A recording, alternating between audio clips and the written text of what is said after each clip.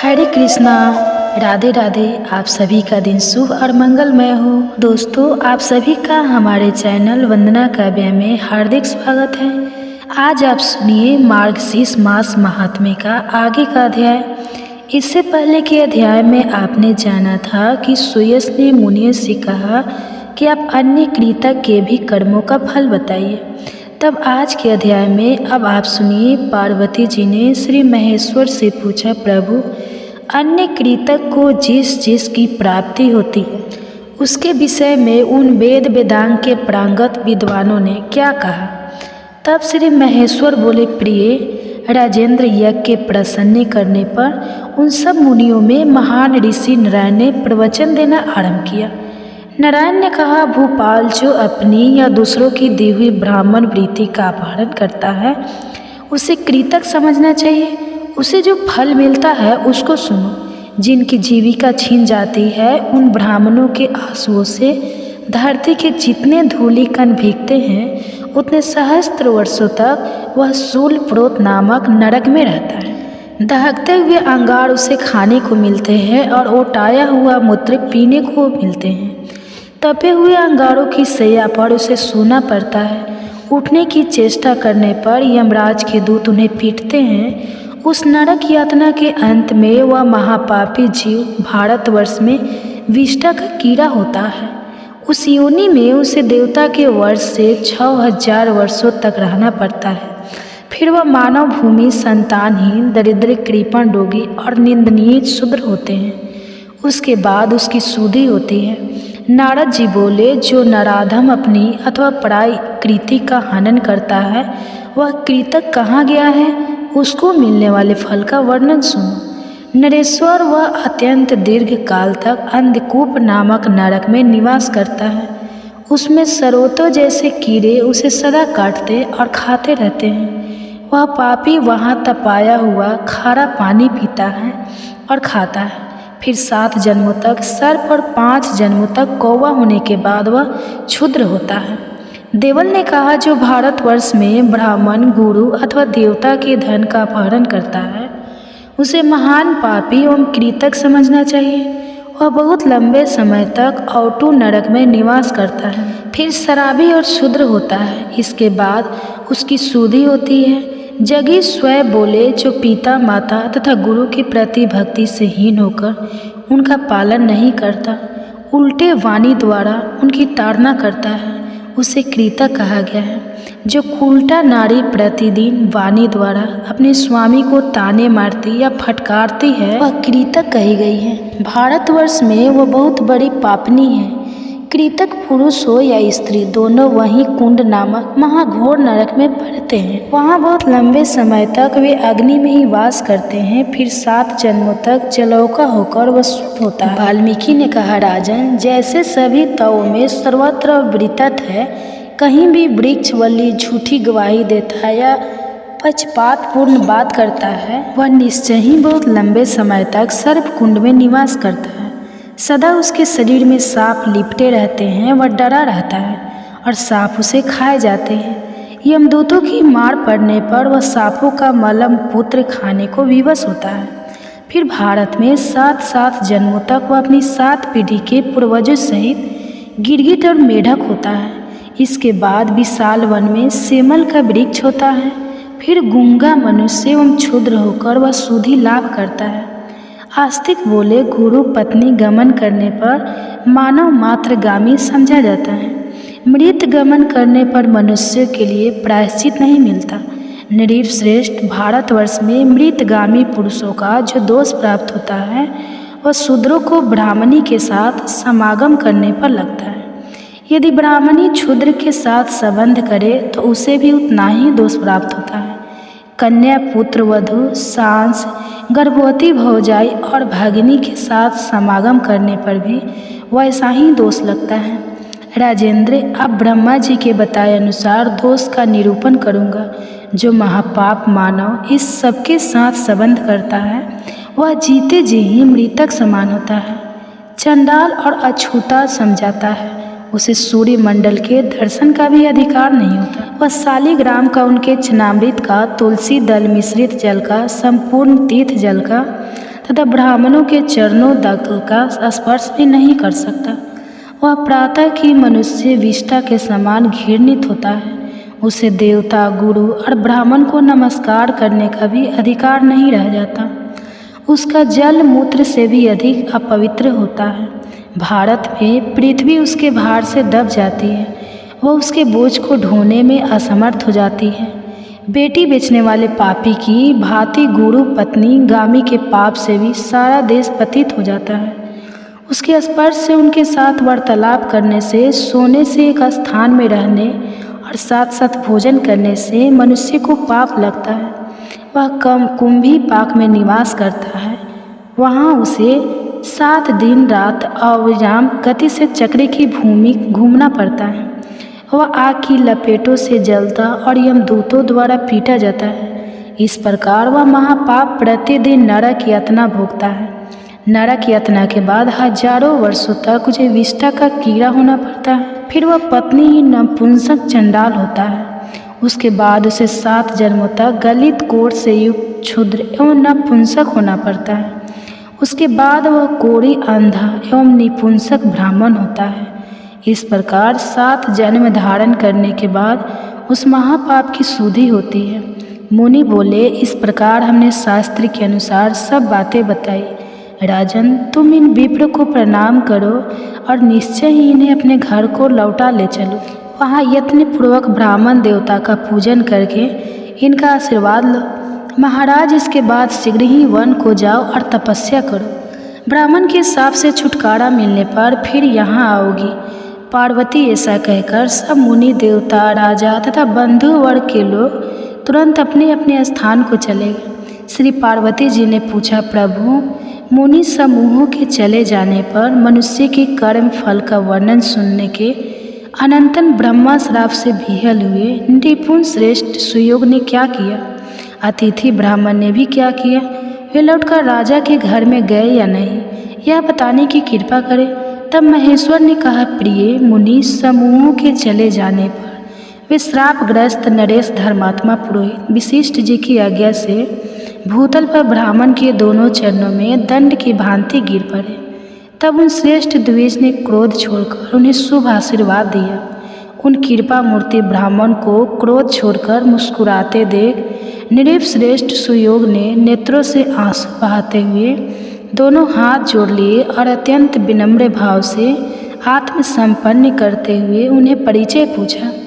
राजा की बात सुनकर वे मुनि श्रेष्ठ हंसने लगे।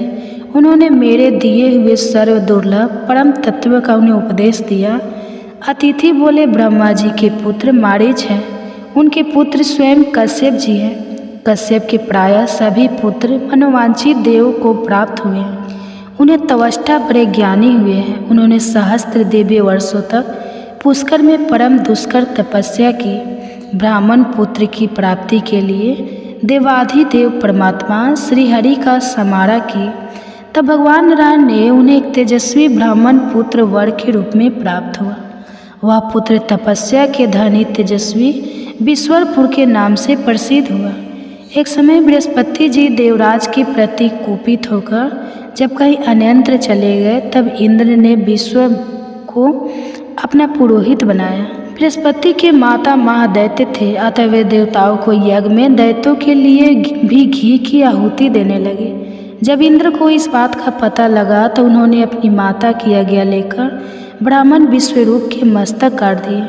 नरेश्वर विश्वरूप के पुत्र रूप हुए जो मेरे पिता हैं। मैं उनका पुत्र सूत हूँ। मेरा कश्यप गोत्र है और मैं वैरागी ब्राह्मण हूँ। महादेव जी मेरे गुरु हैं। उन्होंने ही मुझे विद्या, ज्ञान और मंत्र दिए हैं। प्रकृति से परिवर्तित सर्वात्मक मेरे इष्ट देव हैं।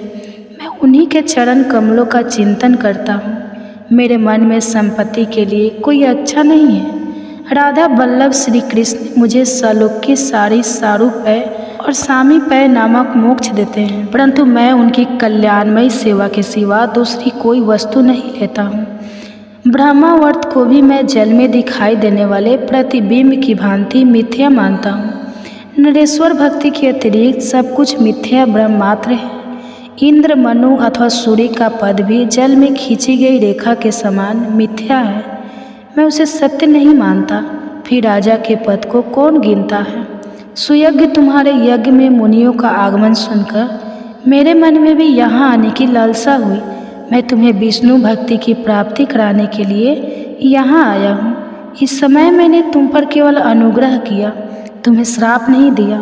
तुम एक भयानक गहरे भवसागर में गिरे गए थे, मैंने तुम्हारा उद्धार किया है। केवल जलमय तीर्थ ही तीर्थ नहीं है, भगवान के भक्त भी तीर्थ है।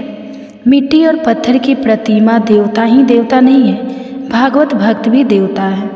जलमय तीर्थ और मिट्टी पत्थर के देवता मनुष्य को दीर्घ काल में पवित्र करते हैं, परंतु श्री कृष्ण भक्त दर्शन देने के साथ ही पवित्र कर देते हैं। राजन, निकलो, इस घर से दे दो राज्य अपने पुत्र को, वस्त्र अपनी साध्वी पत्नी की रक्षा का भार बेटे को सौंपकर शीघ्र वन को चलो। हे भूमिपाल, ब्रह्मा से लेकर कीट पर्यंत सब कुछ झूठा ही है। जो सबके ईश्वर है उन परमात्मा राधा वल्लभ श्री कृष्ण का भजन करो, वे ध्यान से सुलभ है। ब्रह्मा विष्णु और शिव आदि के लिए भी उनकी समारा कठिन है। वे उत्पत्ति विनाशशील प्राकृतिक पदार्थों और प्रकृति से भी परे हैं। काल आने पर इंद्र वर्षा करते हैं और अग्निदेव जलाते हैं। संपूर्ण विश्व के शासक तथा प्रजा को संयम में रखने वाले यम काल से ही भयभीत होकर अपने कार्य में लगे रहते हैं। काल ही समय आने पर संहार करता है और वही यथा समय सृष्टि तथा पालन करता है। काल से प्रेरित होकर ही समुद्र अपने देश की सीमा में रहता है, पृथ्वी अपने स्थान पर स्थित रहती है, पर्वत अपने स्थान पर रहते हैं और पाताल अपने स्थान पर।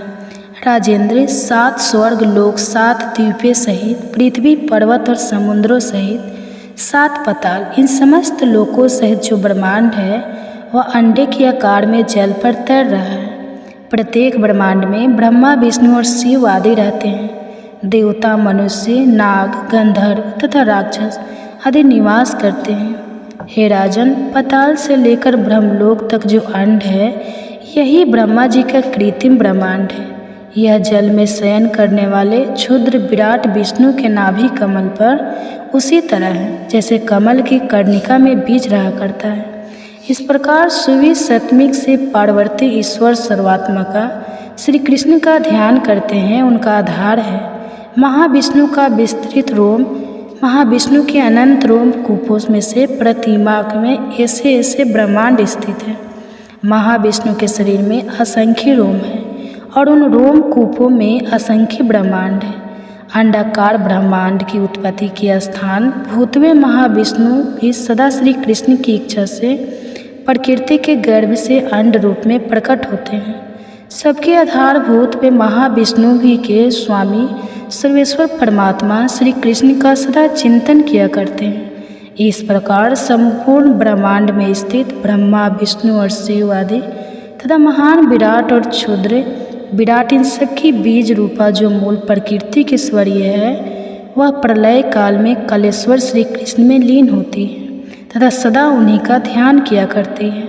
यह सब परम दुर्लभ महाज्ञान तुम्हें बताया गया है।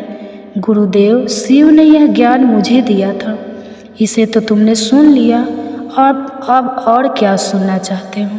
तो जय श्री कृष्ण। इसके बाद राजा यज्ञ ने इस ब्राह्मण को जो कुछ भी सुनने का आग्रह किया उसे आप अगले अध्याय में सुनेंगे।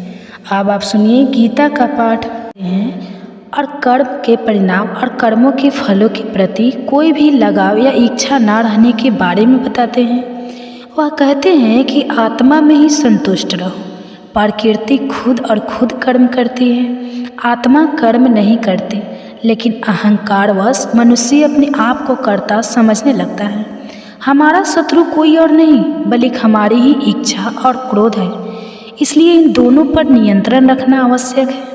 अर्जुन के शव से कहते हैं, माधव, यदि आप समझते हैं कि बुद्धि का मार्ग सकाम कर्म के मार्ग से अधिक अच्छा है तो आप मुझे यह भयंकर कर्म करने को या भयंकर युद्ध लड़ने को क्यों कहते हो? ऐसी बातों से आप मेरे मन को भ्रमित कर रहे हो, लेकिन मुझे निश्चित तौर से वह एक बात बता दो कि जिसे करने से मेरी अधिक से अधिक भलाई हो।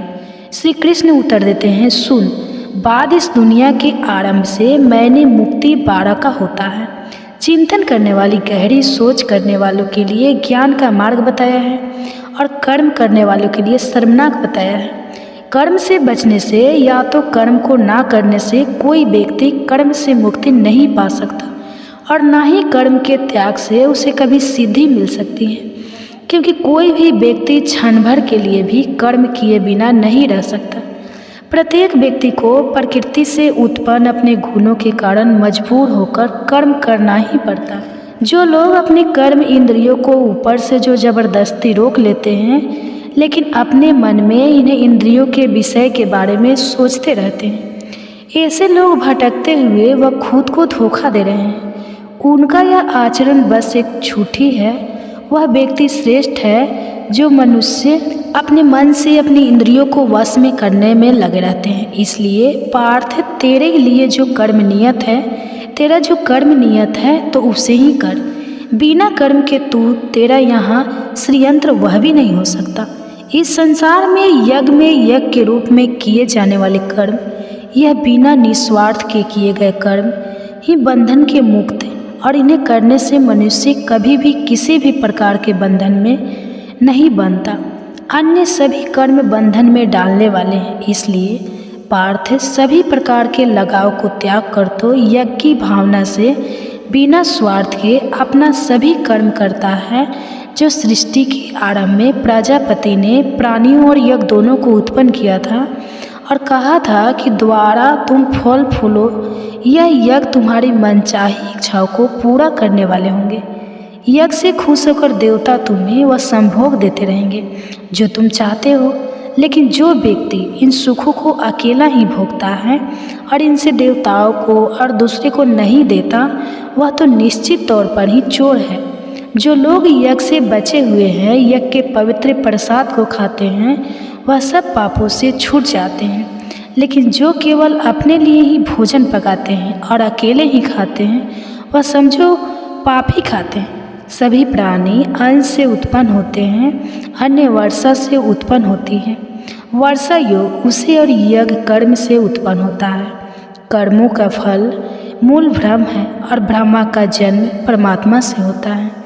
इसलिए उत्सव अपने ब्रह्मचर्य में स्थित रहते हैं। इस संसार में जो व्यक्ति चलाने में सहायता नहीं देता, वह तो दुष्ट स्वभाव वाले व्यक्ति होते हैं।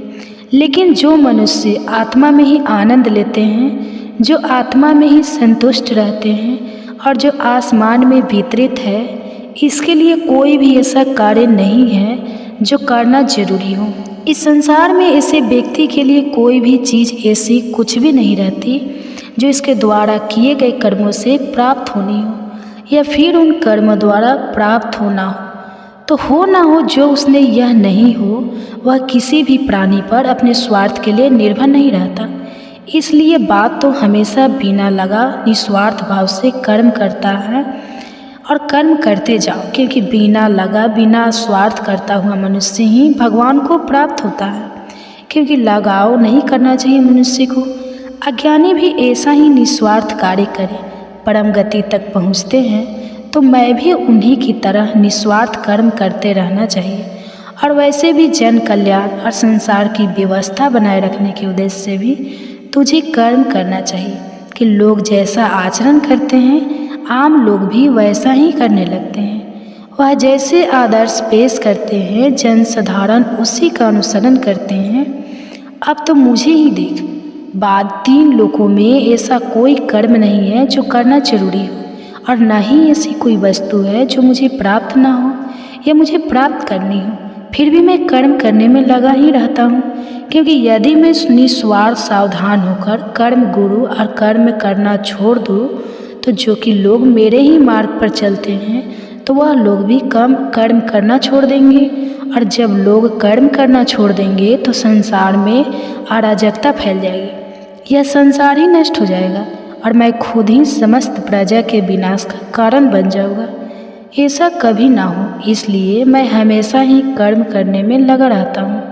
होनी को चाहिए कि वह सत्ता आम कर्म में लिप्त अज्ञानी व्यक्ति के मन को विचलित ना करे। योग की भावना से कर्म करने वाले को चाहिए कि वह दूसरों को भी वैसा ही निष्काम कर्म के मार्ग पर लगाए। समझ ले कि हमारे सभी कर्म प्रकृति के गुणों द्वारा ही किए जा रहे हैं, परंतु जिस मनुष्य का मन अहंकार से भरा हुआ है वह उस अहंकार के वश में होने के कारण खुद को कर्ता समझने लगता है। स्वयं वही, लेकिन कर्ता जो प्राकृतिक है, परंतु जो व्यक्ति प्रकृति के गुणों और उन गुणों के कार्य क्षेत्र के भूत के सत्य को समझ लेता है और साथ में जो यह भी समझ लेता है कि प्रकृति के गुण ही अपने अपने कार्य क्षेत्र में कर्म करते रहते हैं, तो कर्म गुण इंद्रियों के विषय में भी कर्म करते रहते हैं, तब यह जाना आसक्ति नहीं होती। लेकिन जो व्यक्ति अपने प्राकृतिक गुणों की इन क्रियाओं से भ्रमित हो जाते हैं वही इन क्रियाओं में आसक्त हो जाते हैं और उनमें ही उन्नत जाते हैं, उन्हें बंध जाते हैं और बुरी तरह से उलझ जाते हैं। सच्चे और पूर्ण ज्ञान को जानने वाले व्यक्ति को उन्हें मूढ़ और अज्ञानी व्यक्ति के मन को विचलित नहीं करना चाहिए, जिनका ज्ञान अधूरा है और जो केवल थोड़ा सा ही जानते हैं। इसलिए हे पार्थ, अपने सभी कर्मों को पूरी तरह अपहरण करके अपनी चेतना को आत्मा में स्थिर करके अपनी सभी इच्छाओं को, अपने सभी अहंकार को भी मिटा दे और अपने इस मानसिक बुखार, इस संकोच को छोड़कर तो युद्ध कर। जो लोग पूरी श्रद्धा से मेरे उपदेश का पालन करते हैं वह कर्मों के सभी बंधनों से छूट जाते हैं। कि जो लोग ईर्ष्या के कारण मेरे इस उपदेश का तिरस्कार करते हैं, जो उसने गलतियां निकालते हैं और इसका पालन नहीं करते, वह लोग वास्तव में संपूर्ण ज्ञान के प्रति मूर्ख होते हैं और वह नष्ट होकर ही रहेंगे। यानी समेत सभी प्राणी अपनी अपनी प्रकृति, अपने अपने स्वभाव के अनुसार ही आचरण करते हैं, इससे कोई भी बच नहीं सकता। प्रकृति को रोकना, इसको जबरदस्ती बदलने की कोशिश करने से कोई फायदा ही नहीं हो सकता। ऐसा करना व्यर्थ है। अधूरी तरह से यह दोषपूर्ण तरीके से पालन किया गया अपना प्राकृतिक, अपना स्वाभाविक धर्म पूरी तरह से पालन किए जाने वाले प्राणी धर्म के दूसरे के स्वभाव वाले धर्म से अधिक अच्छा है। अपने धर्म का पालन करते हुए मृत्यु भी हो जाए तो वह भी पढ़ाई धर्म में जीवित रहने से कई गुना ज़्यादा अच्छा है, क्योंकि दूसरे के स्वभाव अनुसार चलने से बहुत ही खतरे होते हैं और वह बहुत ही वह देने वाले होते हैं। यह सब सुनकर अर्जुन केशव से पूछते हैं, लेकिन केशव वो क्या है जिसे मनुष्य ना चाहते हुए भी पाप करता है, जैसे उससे कोई ज़बरदस्ती पाप करवा रहा हो। श्री भगवान उत्तर देते हैं, भोग है, इच्छा और क्रोध, यह दोनों ही पाप से भरे हुए हैं और सब कुछ ही खा जाने वाले हैं, सब कुछ निगल जाने वाले हैं। इस संसार में तुम इनको को अपना दुश्मन और शत्रु समझो। जैसे आगे से लगी रहती है, जैसे दर्पण दूर छिटक जाते हैं, वैसे ही मनुष्य का विवेक और ज्ञान इस इच्छा से घिरा हुआ है। मनुष्य की चेतना और इसका ज्ञान दोनों ही उस नित्य शत्रु, कभी न तृप्त होने वाली अग्नि के सामने इच्छा से ढके रहते हैं, जिसके कारण वह हमेशा ही और संतुष्टि रहते हैं। इंद्रिया, मन और बुद्धि इस इच्छा के रहने के स्थान है। इसमें रहकर वही इच्छा मनुष्य के ज्ञान को ढूंढती है और उसे मोहित कर सकी मार्ग से भटका देती है। इसलिए हे पार्थ, दुश्मनों से ही इन इंद्रियों को अपने वश में रख और ज्ञान और विवेक से इस पापी विनाशक को दृढ़ता से मार डाल सकते हैं। इंद्रिय शरीर से बड़ी है, मन इंद्रियों से भी बड़ा है, बुद्धि मन से भी बड़ी है और बुद्धि से भी बलवान और बड़ी है आत्मा। और इस प्रकार जब बुद्धि से बड़ी और बलवान है तो उस आत्मा को जानकर तू अपने मन को इसमें करके तो इस आत्मा को उस परमात्मा में स्थिर करके इस इच्छा रूपी, इस काम रूपी शत्रु को मार डाल। जिस शत्रु तक पहुंचना भी तुम बहुत अधिक कठिन है, उसी के साथ भगवत गीता का 3रा अध्याय खत्म होता है। बाकी के अध्याय भी आपको जल्दी चैनल पर देखने को मिलेंगे। इसके लिए चैनल को सब्सक्राइब जरूर करें, अगले अध्याय आप कभी भी मिस ना कर पाए। और यदि आप काफ़ी समय बाद इस वीडियो को देख रहे हैं तो बाकी के अध्याय आपको हमारे चैनल की भगवत गीता प्लेलिस्ट में मिल जाएंगे। और कमेंट्स में आपको हमारे द्वारा किया गया यह बात कैसा लगा यह ज़रूर बताएं, तो मैं मिलूँगी आपको अगले अध्याय में। तो आप सुनिए अर्जुन को युद्ध के लिए कैसे प्रोत्साहित करते हैं श्री कृष्ण। इनकार करता है। वास्तव में इसके बाद ही अर्थात दूसरे अध्याय के 13वें श्लोक सहित भगवान का असली उद्देश्य आरंभ होता है। भगवान अर्जुन को आत्मा की अमृता के बारे में बताते हैं। भगवान शरीर का भूत भी अर्जुन को बताते हैं। आत्मा जो अनश्वर है उसके लिए हमें शौक नहीं करना चाहिए। शरीर जो नश्वर है उसके लिए भी हमें जो कदापि ही नहीं करना चाहिए। केशव अर्जुन में कर्तव्य भावना जगाने का प्रयास करते हैं, योग के बारे में बताते हैं और समझाते हैं कि परिणाम की इच्छा या परिणाम की चिंता किए बिना ही हमें अपने कर्तव्य करते रहना चाहिए। भगवान स्थिर बुद्धि वाले व्यक्ति की विशेषता का भी वर्णन करते हैं। अर्जुन दुखी मन से अपने रथ बैठा है, उसकी आंखों में आंसू है, वह करुणा और संकट से ग्रस्त है। तब उसे किसमिस कहते हैं, पाठ या तुम्हें क्या हुआ है। इस गंभीर संकट और परीक्षा की स्थिति में यह अज्ञानता और संकोच कहाँ से आए हैं? यह अज्ञान और संकोच तुम जैसे श्रेष्ठ मनोबल को वीर योद्धा के लिए बिल्कुल भी उचित नहीं है। ऐसा आचरण ना तुम्हें स्वर्ग देगा, ना ही व्यक्ति बल्कि पृथ्वी पर तुम्हारे जीवन को कलंकित कर देगा और यश की जगह तुम्हें उपसेयस देखा। इस प्रकार के दुर्बलता और कायरता तुम्हारे जैसे योद्धाओं पर बिल्कुल भी शोभा नहीं देती। इस मन की तुच्छ दुर्बलता को त्याग दो और उठो, युद्ध के लिए खड़े हो जाओ। अर्जुन के मन में संकोच फिर भी बना रहता है और वह यह सबसे कहते हैं, ये केशव, भीष्म और द्रोणा दोनों ही मेरे लिए पूजनीय हैं। इन दोनों पर मैं कैसे वार कर पाऊंगा? यह दोनों पर मैं कैसे बाण चला पाऊंगा? इन दोनों पूर्ण ऊपर मैं बात चलाऊं। इससे अच्छा होगा कि मैं संसार में भिक्षा मांगकर, जो भले ही वह अपने फायदे का ही सोच रहे हैं, लेकिन वह मेरे गुरु हैं और अपने गुरुजनों पर मजबूत कैसे करूं और उन्हें मार कर मैं इस सांसारिक सुख को कैसे भोग पाऊंगा जो कि उन्हीं के रक्त से लाल होंगे। और हम तो यह भी नहीं जानते कि हमारी भलाई किस में है, हमारी जीत में या उनकी जीत में। धृतराष्ट्र के जिन पुत्रों को मारने के बाद हम शायद जीना भी न चाहें, वह हमारे सामने युद्ध के लिए तैयार खड़े हैं। भावुकता और संकोच ने मेरे वीर स्वभाव को दुर्बल बना दिया है और मुझे पूरी तरह से जकड़ रखा है। मेरा कर्तव्य क्या है? मुझे क्या करना चाहिए? मैं समझ नहीं पा रहा हूँ। इसलिए मैं तुमसे विनती करता हूँ, मुझे सही निश्चित तौर से बताओ। मेरी भलाई इसमें है। मैं तुम्हारा शिष्य हूँ, तुम्हारी शरण में आया हूँ। मुझे अपनी शरण में लो, उच्च शिक्षा दो। चाहे मैं धन दौलत से भरी इस पृथ्वी का राजा केवल ना बन जाऊँ, जहाँ ना ही मेरा कोई शत्रु हो और ना ही मेरा कोई बराबरी का हो। चाहे मैं स्वर्ग के देवताओं का भी राजा योग न बन जाऊँ, तो भी मुझे कुछ ऐसा दिखाई नहीं देगा जो मेरी इंद्रिय और मेरे मन को दुखी पहुंचाने वाले, कमज़ोर करने वाले इस श्लोक को कर सके। यह कहते हुए अर्जुन ने संदेशक से कहा कि मैं युद्ध नहीं करूंगा। तब दोनों सेनाओं के बीच उस हताश निराश से भरी हुई अर्जुन से केशव हंसते हुए कहते हैं, बात तो उनके लिए शोक कर रहा है, उनके लिए तुम्हें कदापि शोक नहीं करना चाहिए। और साथ ही तो ज्ञान की भी बात करता है, लेकिन जिन्हें सच्चा ज्ञान है वह किसी के लिए भी शोक नहीं करते, ना तो उनके लिए जो जीवित है और जो उनके लिए मर चुका है। कोई भी उस समय नहीं था जब तू नहीं था और या मैं नहीं था या यह सब राजा नहीं थे। नहीं आगे कोई ऐसा समय आएगा जब हम सब नहीं रहेंगे, जब आत्मा एक शरीर में बचपन, जवानी, बुढ़ापे के दौर से गुजरती है। वैसे ही शरीर के मरने के बाद आत्मा तक दूसरा शरीर धारण कर लेना भी उसी दौर का ही एक हिस्सा है।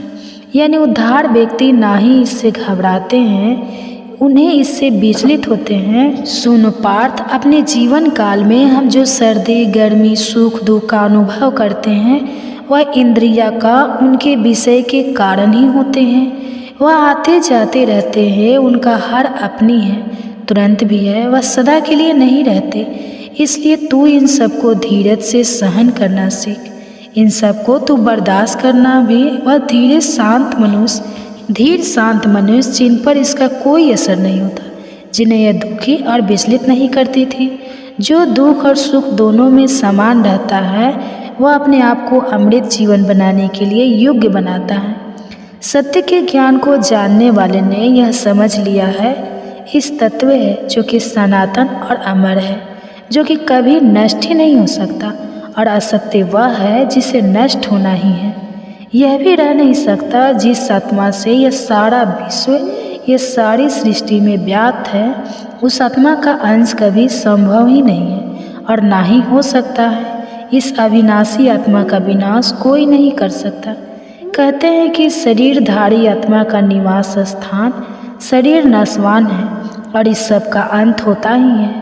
आत्म स्वयं तो सनातना है, आत्म अमर नश्वर और समझ से भी बाहर है, समझ से भी परे है। इसलिए युद्ध जो यह सोचता है वह मरता है और जो यह नहीं सोचता वह महाराज जाने वाला है।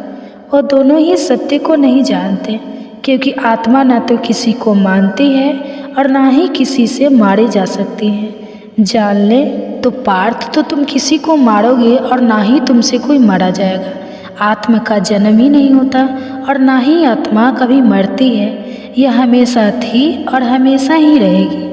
अजन्मी अमर नाम बदलने वाली और प्राचीन शरीर के मरे जाने पर भी यह आत्मा नहीं मरती, नष्ट नहीं होते, इसका अंत नहीं होता। जो व्यक्ति यह जान लेता है कि आत्मा सनातन धर्म वर्जन में अनश्वर अपार असीम है, ऐसा व्यक्ति कैसे किसी को मार सकता है, वह मरवा सकता है। जैसे कई व्यक्ति अपने फटे पुराने कपड़े उतारकर नए कपड़े पहन लेते हैं, वैसे ही यह शरीर धारण करने वाली आत्मा अपना पुराना शरीर छोड़कर एक नया शरीर धारण कर लेती है। कोई भी शस्त्र आत्मा को भेज नहीं सकता, आग इसे जला नहीं सकती, जल इसे कीड़ा नहीं करा सकता और वायु इसे सुखा नहीं सकती। आत्मा अमर है, सबके अंदर मौजूद है और यह स्थिर अचल और सनातन की आत्मा व्यक्त है। यह दिखाई नहीं देती, इसका ना किसी शब्द और ना ही किसी अन्य साधनों द्वारा वर्णन किया जा सकता है। आत्मा न बदलने वाली है और यह इंद्रियों की शक्तियों और कल्पना से भी परे है। इसलिए आत्मा को ऐसा जानते हुए, इसे समझते हुए मुझे अशोक नहीं करना चाहिए और अपने कर्तव्य और अपने क्षत्रिय धर्म को देखते हुए ना ही तुम घबराना चाहिए और ना ही तुझे विचलित होना चाहिए। योग्य क्षत्रिय के लिए धर्म युद्ध लड़ने से बड़ा कर्तव्य कोई नहीं है। वह क्षत्रिय भाग्यवान है जैसे यह अवसर मिलता है। तेरा सौभाग्य है कि तुझे ऐसा धर्म जो दूर लड़ने का सौभाग्य मिला है। यह धर्म जीते लिए स्वर्ग के द्वार खोल रहा है। ऐसा मौका तू मत खो, और अगर तू ऐसा मौका गंवा देगा, अगर तू उधर नहीं लड़ेगा तो अपने कर्तव्य ऊर्जा किसे तो करेगा, साथ ही साथ पाप का भागी बनेगा और हमेशा हमेशा के लिए लोग तेरे इस अध्यक्ष की बातें किया करेंगे। यह सामने खड़े सभी योद्धा यह समझेंगे तुम अंतिम समय में डरकर युद्ध से पीछे हट गया। जो लोग तेरा आदर करते हैं वह भी तुझे छोड़कर यह समझने लगेंगे तेरे शत्रु तेरे बलि की निंदा करते हुए बहुत ही कहने वाले बातें कहेंगे। तेरे लिए इससे बढ़कर दुख की बात और क्या हो सकती है। यदि तू युद्ध में मारा गया तो तुझे स्वर्ग मिलेगा, अगर युद्ध में जीत गया तो इस पृथ्वी का आनंद भोगेगा। इसलिए पार्थ तो लड़ने का निश्चय कर ले और खड़ा हो जा। सुख और दुख, लाभ और हानि, जीत और हार, इन सबको समान समझकर युद्ध की ओर तैयार हो जा। ऐसा सोचने से और ऐसा करने से तुझे पाप नहीं लगेगा। पार्थ, यह तुझे मैंने ज्ञान का मार्ग बताया है। अब मैं तुझे निष्काम कर्मयोग के मार्ग का ज्ञान दूंगा और अर्थ भी समझाऊंगा, जिसके कारण तू कर्म करते हुए भी सभी कर्मों के बंधनों से मुक्त हो जाएगा। इस निष्काम कर्म योग के मार्ग में दिए गए किसी भी कर्म का कभी भी नाश नहीं होता, ना ही इसे कोई कभी भी बाधा आती है और ना ही इससे कभी कोई आहत होती है। इस कर्म योग रूपी धर्म का थोड़ा सा आचरण, इस मार्ग पर चला हुआ छोटे से छोटा कदम भी मनुष्य के बड़े से बड़े बैंक की रक्षा करती है। इस कर्म योग के मार्ग पर वाले दृढ़ संकल्प वाले लोगों की बुद्धि तो एक ही होती है, अर्थात वह एक ही दिशा में केंद्रित भी होती है। जबकि अनिश्चित और चंचल मन वाले लोगों की बुद्धि एक न होकर अनेक शाखाओं में बड़ी होती है। उनके विचार भी बिखरे हुए होते हैं और अनंत होते हैं। अज्ञानी लोग फूलों जैसी सुंदर वाणी बोलते हैं और जो शास्त्र के शब्दों में ही आनंद लेते हैं वह शास्त्रों के वाद विवाद और कर्म कांड की क्रियाओं में ही उलझे रहते हैं, जिसके कारण वह समझते हैं इसके अलावा और कुछ नहीं है। उनका मन उनकी स्वार्थी कामनाओं से भरा रहता है। वह भोग और ऐश्वर्य को भी स्वर्ग मानते हैं। ऐसे लोग अपने सभी कर्म आनंद और शक्ति पाने के ही उद्देश्य से ही करते हैं। उनके कर्मों के फल के रूप में करते हैं। उनके कर्मों के फल के रूप में उनका बार बार जन्म होता है। जिनके मन आनंद और शक्ति पाने में लगे रहते हैं और जिनके मन ऐश्वर्य और भोग द्वारा हर लिए गए हैं, ऐसे लोगों की बुद्धि आत्मा में आकर नहीं हो पाती, आत्मा में अच्छी तरह से टिक नहीं पाती। पार्थ, वेदों का विषय तो 3-2 नौकरियों से ही है, 2-3 गुणों से भी ऊपर ऊर्जा, सुख दुख, लाभ हानि, जीत हार जैसे सभी दुखों से मुक्त होकर सदा अपनी सच्ची आत्मा स्थिर हो। वस्तुओं को जोड़ने, इकट्ठा करने की और फिर एक सुरक्षित रखने की चिंता को भी छोड़ दे और केवल आत्मा को प्राप्त कर आत्मा का ज्ञान वाले पर, ब्रह्मा ज्ञान पाने पर, ऐसे ज्ञानी व्यक्ति को सभी वेदों के ज्ञान का उतना ही उपयोग रह जाता है जितना उपयोग चारों ओर बढ़ आ जाने पर वे कह रह जाता है। आत्मज्ञान में वेदों का ज्ञान भी समाया हुआ है। समझ ले पार्थ, तेरा अधिकार केवल कर्म करने का ही है। तेरा अधिकार केवल कर्म करने पर ही है। उस कर्म के फल पर तेरा अधिकार बिल्कुल भी नहीं है। तेरा उद्देश्य कर्मों का फल कभी भी नहीं होना चाहिए और कर्म को त्यागने की इच्छा कभी भी तेरे मन में नहीं आनी चाहिए।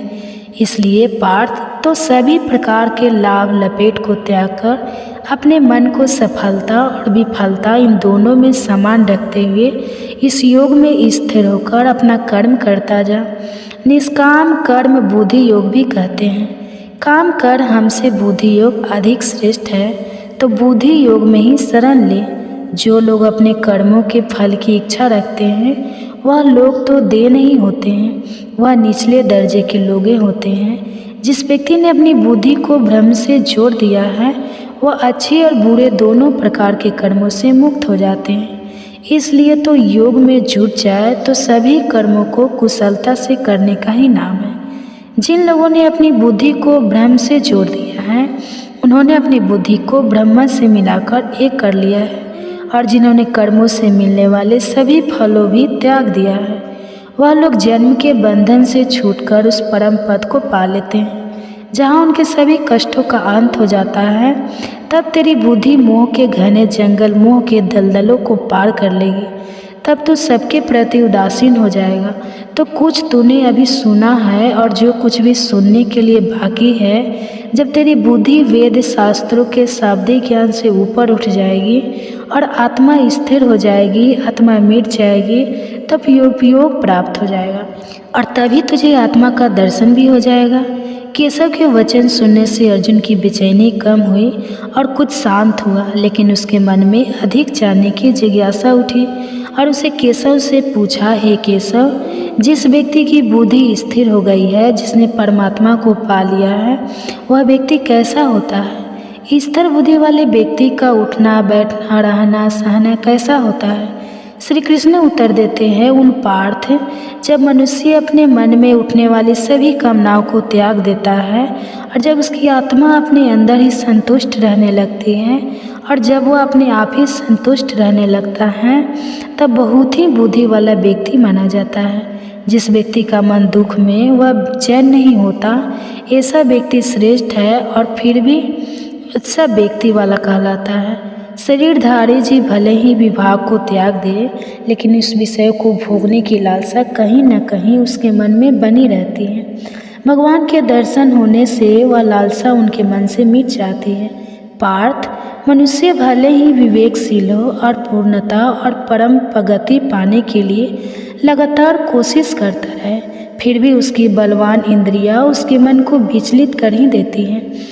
इसलिए उन सभी इंद्रियों को वश में करके मेरे पलायन होकर हाथ जोड़कर मेरे ध्यान में स्थिर रहना चाहिए, क्योंकि जिस व्यक्ति की इंद्रियां उसके वश में है उसी की बुद्धि दृढ़ता पूर्वक स्थिर रहती है। जब कोई मनुष्य अपने मन में इंद्रियों के विषय को ध्यान करने लगता है, जब वह उनके बारे में सोचने लगता है, तब उसके मन में उन विषयों में लगाव हो जाता है। लगाव से इच्छा उत्पन्न होती है, इच्छा से क्रोध उत्पन्न होता है और क्रोध मनुष्य को नष्ट कर देता है।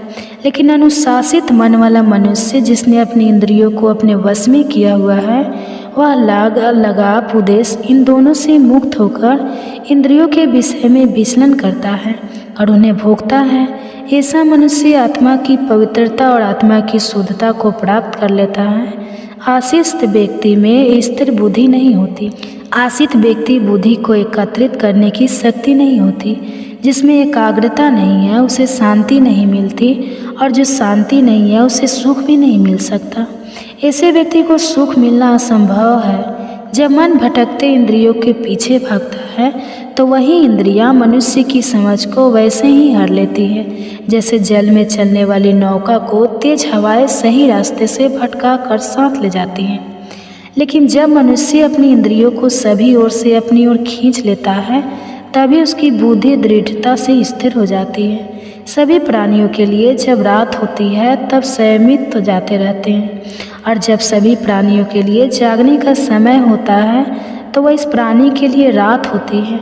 जैसे नदियों से पानी चारों ओर से सदा भरते रहने पर भी समुद्र हमेशा अचल और शांत रहते हैं, वैसे ही जिस मनुष्य की सभी कामनाएं उसके अंदर बिना उसे विपरीत किए और उसके बिना उसके कोई विकार उत्पन्न किए उसमें समाती रहे और वह समुद्र की तरह हमेशा ही स्थिर और शांत रहे, उसे सच्ची शांति मिलती है। और जो इच्छाओं के पीछे भागता रहता है उसे शांति कभी नहीं मिलती।